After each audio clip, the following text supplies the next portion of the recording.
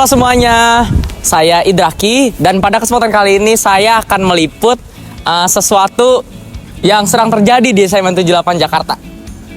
Sekolah kami tercinta. Nah, jadi pada hari ini, yaitu tepatnya hari Sabtu tanggal 30 November itu sedang diadakan pelatihan untuk Olimpiade Sains Nasional atau OSN yang dinaungi oleh suatu kelompok di Jupan ini, yaitu kelompok Olimpiade dan Perlombaan Akademik atau disingkat KOPA. Nah, jadi pada hari ini itu sedang diadakan pelatihan untuk berbagai bidang yang ada di OSN yang ditawarkan, yaitu kurang lebih ada 9 bidang yang mulai dari fisika, kimia, biologi, sampai astronomi. Itu sedang diadakan pelatihan untuk nanti tanggal 30 Januari atau akhir Januari itu akan diadakan OSK atau Olimpiade Sains Nasional tingkat kota. Nah, jadi KOPA itu merupakan kelompok yang menaungi perlombaan akademik dan juga persiapan untuk Olimpiade nantinya.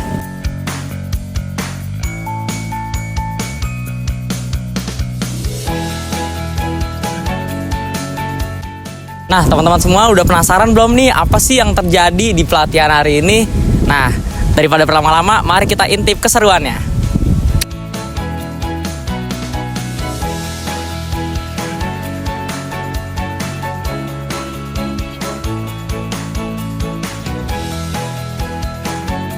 Semua di sini kita udah ada di lantai 2 di tempat beberapa bidang Olimpiade itu dilaksanakan. Salah satunya bidang saya tadi, itu saya bidang hubungan itu ada di ruangan 205 di sana.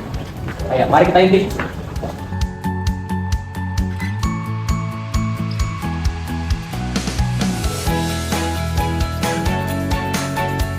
Nah, teman-teman, jadi di ruangan saya tadi, di ruangan hubungan itu udah dihapus. Jadi sekarang kita ada di ruangan pelatihan untuk OSN MTK. Kira-kira kayak gitu. Jadi untuk pelatihan di sini tuh lumayan kompleks ya pelatihannya, kayak benar-benar intermediate karena emang dipersiapkan untuk Olimpiade Sains Nasional yang nantinya bakal diadu se-Indonesia nih teman-teman. Jadi awalnya tuh dari tingkatan itu yang pertama tingkat sekolah, seleksi, kemudian tingkat kota, provinsi, lalu lanjut ke nasional. Dan jika berkesempatan untuk lolos ke nasional, nanti bisa ada kesempatan juga buat ke internasional. Jadi kayak gitu. Udah lumayan kompleks ya teman-teman, udah lumayan jauh dari materi sekolah ya. Nah teman-teman semua, jadi sekarang kita bakal masuk ke bagian yang paling seru, yaitu kita akan mewawancarai pelatih dari pelatihan Olimpiade hari ini dan juga salah satu murid yang mengikuti pelatihan pada hari ini.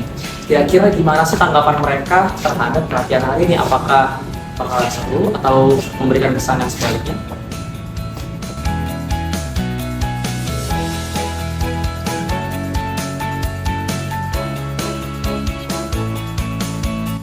Nah, teman-teman semua, jadi di sini kita sebenarnya bukan kedatangan, tapi kita mendatangi salah satu siswa yang mengikuti pelatihan KOPA pada hari ini. Nah, boleh diperkenalkan dulu dong namanya? Halo semuanya, perkenalkan aku Ziva dari kelas 11D.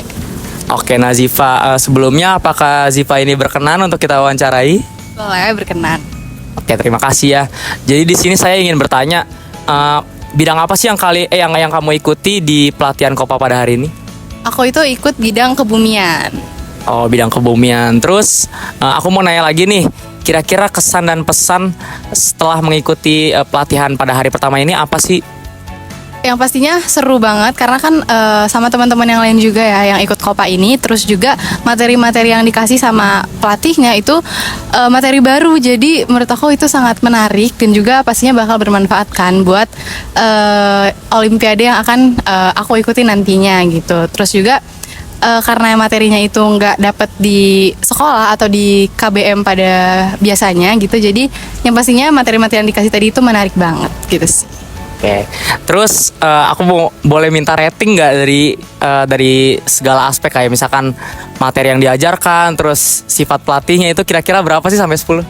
10/10 dong, keren buat hari ini. Keren banget ya. Iya. Terus kira-kira kamu yakin nggak buat jadi medalis di tahun ini? Ya, yang pastinya kita usahalah buat dapat supaya menang lah gitu. Berarti kalau kalah gimana dong? Kalah nggak apa-apa karena kan pasti kan kita udah ikut nih pelatihan, itu kan pasti juga bakal tetap bermanfaat untuk kita ke depannya gitu. Oke, terima kasih ya Ziva sudah mau kita wawancarai. Ya, sama-sama. Selamat pagi teman-teman semua. Jadi di sini kita akan mewawancarai salah satu guru yang mengajar di Kopa hari ini, yaitu Pak Iding. Oke. Yuk, sore, siang. Ya, siap. Oke Pak Iding, kami minta waktunya untuk mewawancarai Pak Iding seputar pelatihan Kopa hari ini. Ya. Bapak bersedia? Oke. Jadi saya ingin bertanya nih, tadi tuh pelatihan Kopa tuh kira-kira anak muridnya gimana? Aktif atau kayak gimana? Alhamdulillah kalau di fisika aktif Lumayan aktif. dan antusias karena memang mendapatkan ilmu-ilmu baru. Artinya sebenarnya materi itu adanya di kuliah gitu, tapi mereka udah menerima seperti itu. Oke, jadi begitulah, menambah ilmu baru lah. Jadi kalau udah kuliah itu mereka udah insya Allah lancar. Seperti itu. Oke, bagus ya Pak ya. Terus saya mau minta pendapat Bapak nih, kira-kira anak-anak Kopa di tahun ini tuh bisa gak sih sama kayak anggota-anggota Kopa yang di tahun-tahun lalu, kayak yang sampai tembus ke internasional kalau nggak salah ya, sampai nasional. Kalau masalah tembus dan tidak itu tergantung pada anaknya yang ikut. Dari dulu juga, sehebat apapun kalau dia nggak ada kemampuan nggak bisa. Ya kan, ketika dia ingin saya internasional, pasti dia akan berjuang keras belajar ya, sedemikian rupa sampai berhasil. Karena ketika anak itu ikut pelatihan Kopa, itu kita menganggap guru itu anak itu pinter. Ya kan, tinggal dapat dikit aja. Dia latihan kurang tidur apa nggak apa-apa. Ya kan, toh nanti hadiahnya tinggi kan. Kenapa dia bisa kuliah di luar negeri tanpa ini? Ya dari sekolah juga dapat nilai yang maksimum dikasih. Kan begitu. Itu tinggal anaknya. Semua bisa sebenarnya. Itu tergantung anaknya aja. Sehebat apapun guru yang ngajarnya, kalau anaknya nggak nonsen. Berarti harus ada niat dari anaknya sendiri. Iya betul. Terus untuk tips dari Bapak Iding selaku pengajar fisika tuh kira-kira apa sih yang dibutuhin buat jadi seorang medalis gitu, atau apakah konsistensi atau apa? Ya tadi ditingkatkan keinginannya. Ketika seseorang menyatakan saya ikut pelatihan, berarti di dalam hatinya udah ada, innernya udah ada. Nah, dibarengi dengan usaha yang keras. Kalau orang lain belajar sehari 2-3 jam, mungkin dia bisa 10 jam atau 6 jam. Pokoknya beda.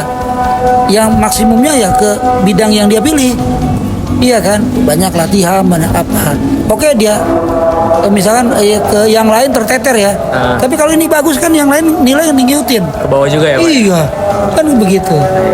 Anak-anak yang Kopa, anak-anak yang Olimpiade itu nggak ada yang ini kok. Semuanya dapat universitas bagus. Iya kan? Iya. Iya di ITB lah, UI di luar negeri. Banyaknya di luar negeri kan. Seperti itu. Minimal nasional OSN lah. Itu udah masuk itu. Kalau kamu ingin ambil kimia, OSN, kan masuk UI, ITB, sama tes. Udah gampang ya Pak ya? Iya. Nah itu yang harus ditanamkan di anak yang ikut itu. Justru ini kerja keras, nggak ada yang nggak kerja keras. Tuhan Maha Adil melihat pekerjaan anak usahanya. Ya seperti itu.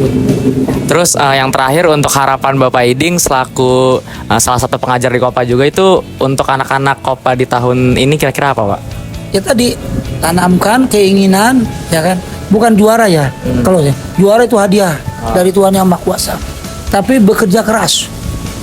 Ketika dia bekerja keras bisa, mungkin tidak bermanfaat sekarang, dia tidak masuk Olimpiade, tapi nanti kuliah pasti kepake.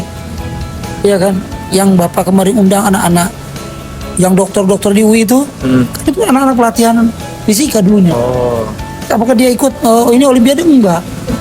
Orang di Jakarta Barat aja kalah karena kan maksimum 3. Iya. Iya kan? Nah, dia mungkin peringkat 4, peringkat 5 sehingga tidak masuk.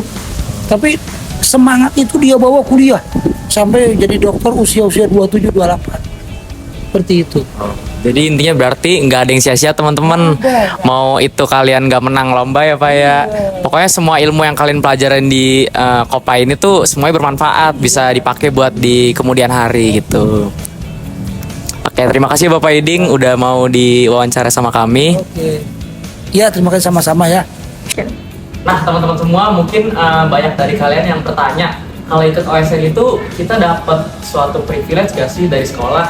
Nah, jawabannya dapat. Jadi untuk pemenang-pemenang Olimpiade Sains Nasional sebenarnya lebih dari OSN sih, bisa juga di perlombaan non-akademik lainnya seperti di keolahragaan atau yang lainnya itu sudah dijamin nilai yang bagus. Jadi untuk menang di tingkat kota itu sudah dijamin oleh sekolah, seluruh nilai mata pelajarannya itu rata-rata minimal 80. Kemudian untuk provinsi itu semua rata-rata pelajarannya minimal 85. Lalu untuk nasional itu minimal 90 dan internasional 95. Nah, jadi gimana guys, tertarik gak?